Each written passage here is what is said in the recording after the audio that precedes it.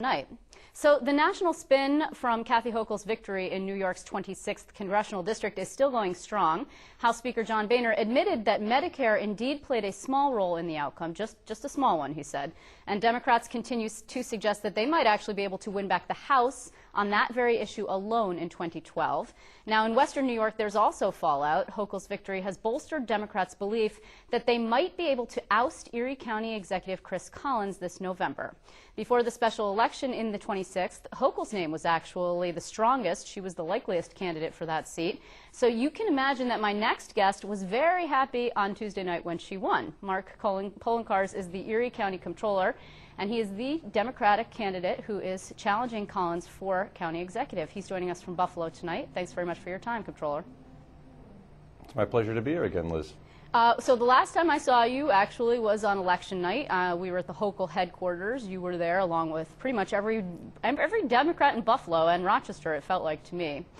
You looked very happy that night, and you told me that you thought that this pretty much opened the door and created a theme for you. What did you mean by that? Well, first off, I was very pleased for my partner in Erie County government, Kathy Hochul. She ran a fantastic campaign. And the voters rejected the Republican agenda in Washington, which was destruction of Medicare and destruction of the social safety net programs that people rely upon. And I think that sets up very well for my race this year as well, because Chris Collins, the Erie County executive, is proposed taking away eyeglasses and dentures and hearing aids for needy seniors.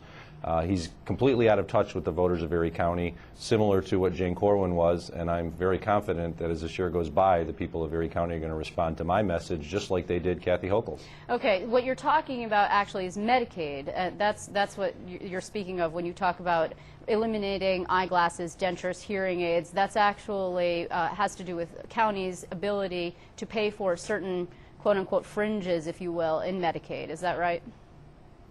That's correct. Chris Collins has come out through editorials in statewide newspapers, and I believe even on your program in the past, saying that the county should be given the power to eliminate discretionary spending in Medicaid. Correct. Well, that sounds all well and good, and the average voter hears that and they think, well, that's wonderful, because they believe Medicaid to be something that it's more than. And if you really look at what discretionary spending in Medicaid, it is eyeglasses, hearing aids, dentures for seniors, eyeglasses for children. And when you go out and talk to the voters of the community, they say, no, we don't want to eliminate that. And it also neglects what is the largest issue with Medicaid, which is waste, fraud, and abuse.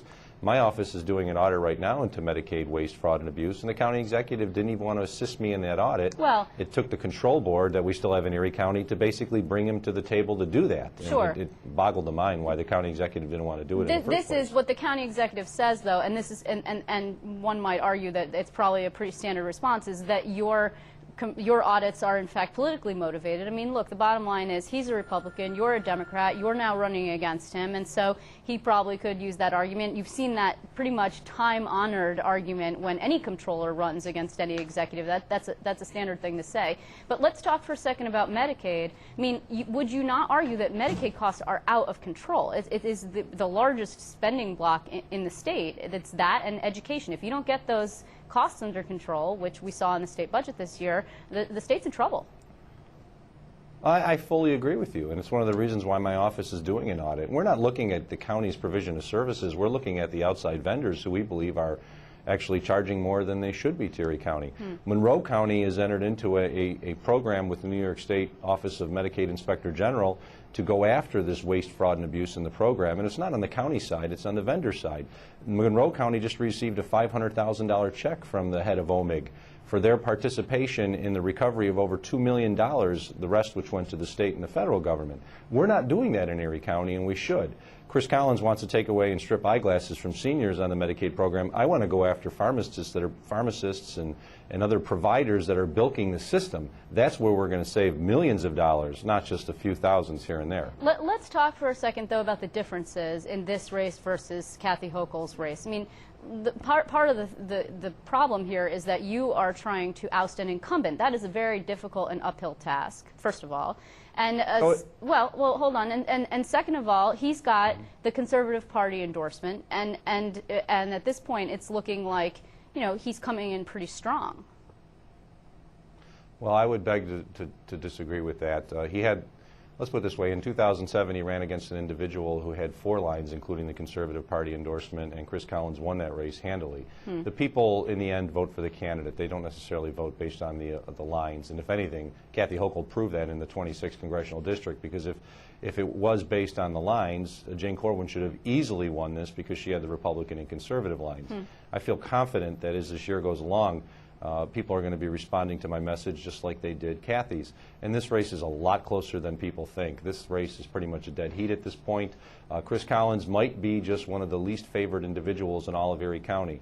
He cut, at the same time he raised taxes, he cut services like librarians and rodent control officers and sheriff's deputies, correctional officers, but he found money to give raises to his highest paid employees. Yeah. And the people of Erie County at the time said, this is ridiculous. If you're asking us to give more, you better have an austerity budget, and how can you claim you have an austerity budget when you're giving raises to your high-level patronage appointees? Well, we should Chris say, is more of the same. We should say this. First of all, we have invited the county executive to come on, and we're still waiting for him to agree, and there's an invitation extended. So we are going to be speaking to him. But he has defended those raises, saying that he thought that they were appropriate. I mean, the problem here, of course, is, first of all, your election is going to be in a general election, right? And it is a number of months from now. So do you really believe that this actually wasn't a freak occurrence, which is what the Republicans are saying? There was a quote-unquote spoiler in Jack Davis. You may or may not believe that's what he did, but there was a third-party candidate. There isn't one in your race. Well, in the third-party candidate for the 26th Congressional District, at one point Jack Davis was almost at 25% of the vote. Right. One Siena College poll had him at 23, and then he was down to 9. And that vote pretty much broke evenly. And if anything, I think Kathy Hochul got more of that support than Jane Corwin did. So in the end, I don't think the third-party candidate, Jack Davis, had that much of an impact. A lot of those voters that went for Jack anyway probably wouldn't have voted for either candidate. I walked the district on the Saturday and Sunday before, and truthfully I had a number of people tell me I'm supporting Kathy. I only ran into a couple people that said they were supporting Jane. I did run into a few people that said they were supporting Jack, but because they didn't like either candidate, which leads me to believe that they probably wouldn't have voted it if Jack wasn't in the race. So I'm not really worried about there being no third-party candidate. As you say, this is a race that involves an incumbent, and whenever you have a race about with an incumbent, invariably the race is about that incumbent. And right now, Chris Collins is not very well liked. He's not even liked in some ways, you can say, in his own party, because he's fighting off the after effects of what happened because of the extremely poor race that was run by the Corwin campaign, which just happens to be Chris Collins' own folks. Sure. I mean, and so it's going to be an interesting year. That's a little bit inside baseball, right? I mean, you and I are quite interested in that, and I think there are a lot of political pundits who are looking at that and shaking their heads. All the way down to Washington, there are people in the Republican Party sort of quietly questioning Erie County Chairman, the GOP Chairman Nick Langworthy, Chris Collins' own chief of staff, Chris Grant, who took a leave and was loaned actually to the Corwin campaign. He was her campaign manager. So there are a lot of questions, surely, but voters probably aren't going to turn on that. You keep mentioning that you think that this race is very close and that Chris Collins is in fact not very well liked. And I got to ask you, what are you basing that on? Do you have a poll? Well, we've got plenty of data that shows that this race is very close, that the people of Erie County are responding to my message. Hundreds came out to my announcement earlier this year, and I feel very confident when all is said and done, the people of Erie County are going to elect me their next Erie County executive on November 8th, and I'm going to take office on January 1st. Just before I let you go, I want to ask you one quick question. Do you know at all who is going to be vying for that clerk's position that Kathy Hochul left empty? And that is, of course, an appointment that the Governor Andrew Cuomo, will be making, and I'm sure that it's going to be pretty sought after. That's a pretty good patronage plum right there. Do you have any feeling about it? Well, I've heard a few names that have popped up. I've heard Dennis Gaberzak, the Assemblyman, legislator Lynn Marinelli, former legislator Diane Terranova, current legislator Maria White, Bernie Tolbert, who is a former FBI individual, as well as being the director of security of the NBA. There's going to be some issues that need to be resolved in the next week or two in the Democratic Party regarding Clerk. But I feel confident we're going to have a very strong ticket for November. Fascinating, because that person will, of course, have to run along with you in on that general election ballot. I want to thank you very much, Comptroller Poloncarz. It's great to see you, and we will see you soon when we're back in Western New York. It's my pleasure, Liz.